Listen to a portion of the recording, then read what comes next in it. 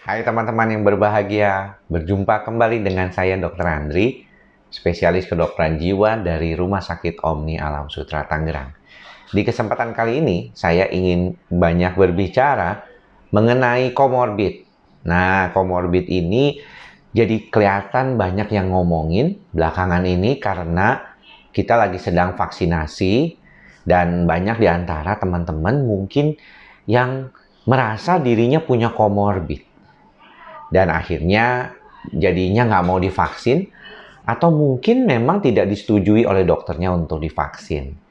Nah, untuk itu saya harus menekankan ya, ini suatu disclaimer bahwa teman-teman untuk menentukan apakah teman-teman itu bisa divaksin atau tidak, sebenarnya sebaiknya teman-teman bertanya kalau ragu ke dokter.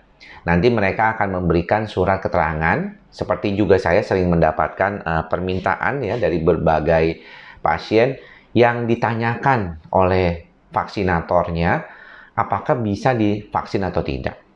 Sebenarnya secara umum pasien yang mengalami gangguan kejiwaan, depresi, cemas, gangguan insomnia, psikosomatik, itu masih bisa dilakukan suatu proses yang namanya vaksinasi. Jadi tidak ada problem sebenarnya. Namun banyak di antara teman-teman mungkin mengalami kekhawatiran. Kalau misalnya kondisinya lain nih. Contohnya GERD, ya kadang-kadang ada problem yang berkaitan dengan jantung, diabetes, dan yang lain-lainnya. Nah, untuk itu, nomor satu yang paling penting diketahui oleh teman-teman adalah apa itu komorbid. Komorbid adalah suatu kondisi penyakit penyerta yang biasanya terjadi berbarengan dengan adanya penyakit utama lainnya. Jadi misalnya nih, contohnya biasanya komorbid itu adalah kondisi-kondisi yang berkaitan dengan gangguan ya, penyakit ya atau gangguan ya, biasanya penyakit-penyakit yang sebenarnya itu penyakit tidak menular, penyakit degeneratif, dan biasanya itu memang dikaitkan dengan penyakit yang kronis. Biasanya, misalnya nih ya, penyakit diabetes atau kencing manis itu komorbid tuh. Kemudian penyakit jantung dan pembuluh darah, termasuk tekanan darah tinggi, itu juga komorbid. Pasca stroke ya, ataupun masalah yang berkaitan dengan pembuluh darah otak, itu juga komorbid. Kemudian juga gangguan jiwa, depresi ya, cemas, itu juga komorbid sebenarnya. Dan biasanya juga ada penyalahgunaan zat seperti alkohol ataupun bekas pengguna narkotika, itu juga komorbid jadinya. Nah, kalau kita melihat problem-problem yang berkaitan dengan situasi di dalam kehidupan sehari-hari, contohnya misalnya gini, kalau orang punya kencing manis atau diabetes, komorbidnya apa tuh? Komorbidnya adalah kegemukan, obesitas. Komorbidnya adalah kadar kolesterol LDL atau kolesterol jahat yang tinggi, misalnya. Atau biasanya gangguan misalnya berkaitan dengan penyakit yang berkaitan dengan ginjal misalnya. Ya, ini yang biasa terkait. Artinya kondisi ini, ya diabetes ini akan diperberat oleh kondisi obesitasnya. Misalnya kalau ada LDL yang tinggi, lemak jahat yang tinggi kalau ada. Ini makin memperberat. Inilah yang disebut komorbid.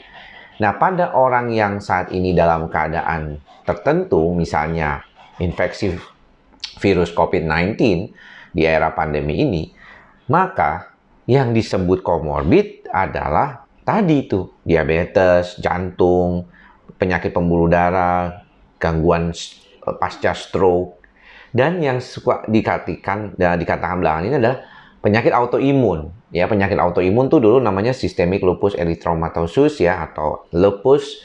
Kemudian juga ada penyakit-penyakit lain seperti rheumatoid arthritis, ada Sjögren, ya ada spondylolitis, itu banyak sekali ya.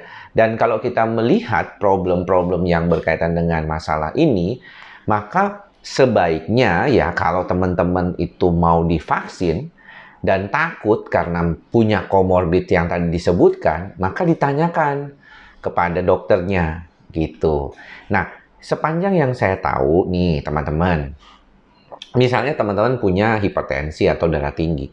Selagi tensinya itu terkontrol dengan obat, ya, Anda makan obat amlodipin atau misalnya bisoprolol, ya, atau misalnya beberapa obat lainnya, kan banyak banget ya rupa dan jenis macam-macam obat hipertensi. Tidak problem, berarti Anda tuh menggunakan itu, dan pada saat ditensi juga Anda baik-baik saja. Diabetesnya juga terkontrol. Kemudian kalau penyakit autoimun ini perlu ditanyakan nih. Ya, saya pernah mendengar dan membaca beberapa ungkapan dari teman-teman dan pernyataan dari teman-teman yang biasa merawat pasien-pasien seperti ini. Itu tergantung keadaannya. Kalau lagi kondisi akut, yang lagi merah misalnya mukanya ya karena mengalami suatu gangguan di kulit ya, atau lagi sakit-sakitnya nyeri gitu ya, ya jangan, karena kan bagaimanapun vaksin itu adalah inactivated virus ya kalau di Sinovac. Jadi kalau disuntik dengan inactivated virus dalam kondisi badan yang lagi kurang sehat, tentunya juga akan membuat masalah ya pada pasien itu, bisa jadi problem yang lebih dominan gitu ya, akan terjadi efek samping mungkin yang lebih berat, walaupun saya jarang sekali mendengar Sinovac itu mengalami efek samping yang berat-berat dan aneh-aneh gitu ya. Nah, jadi kalau misalnya demikian, kita nggak perlu takut gitu ya kalau misalnya punya problem, misalnya gangguan-gangguan tadi, selagi masih dalam kondisi yang terkontrol dengan perawatan dokter dan obat, maka Anda boleh aja vaksin, tidak masalah. Jadi nggak usah kadang bingung, aduh saya komorbid, bisa vaksin apa enggak nih, ya gitu. Nah, kalau Anda masih bingung juga, sebaiknya Anda tanya sama dokter yang merawat Anda selama ini atau kontrol selama ini. Nah, dia yang bisa menentukan tuh ya, karena si dokter itu punya selembaran kertas yang menyatakan Anda boleh dilakukan vaksin atau tidak. Juga biasanya dari dokter lain juga kadang-kadang mereka menanyakan dulu riwayatnya, bagaimana situasi kehidupan sehari-hari, makanannya sudah teratur atau belum, apakah proses ini juga lebih baik atau belum ya. Nah, berkaitan dengan masalah kejiwaan, sebenarnya obat-obat gangguan kejiwaan sudah pernah saya jelaskan kepada teman-teman, itu tidak ada problem. Anda bisa makan obat-obatan itu selagi masih Anda vaksin. Mau vaksin dok, saya kan tegang dok, saya minum obat cemasnya boleh? Boleh, tidak apa-apa. Habis vaksin dok, saya cemas minum obat tegangnya? Boleh. Walaupun mungkin ada yang bilang kok makan obat cemas tuh biasanya ngantuk gitu ya pada beberapa orang. Dan juga vaksinnya sendiri bikin ngantuk ya, tapi nggak apa-apa, jadi istirahat tidur untuk supaya antibodinya lebih baik lagi. Jadi teman-teman, demikian ya apa yang bisa saya sampaikan, mudah-mudahan dimengerti. Jadi jangan sedikit-sedikit masalahnya komorbid gitu, kayak GERD gitu ya. Saya udah bilang tuh nggak semuanya orang tuh GERD, banyak di antaranya mereka itu mengalami dispepsia fungsional.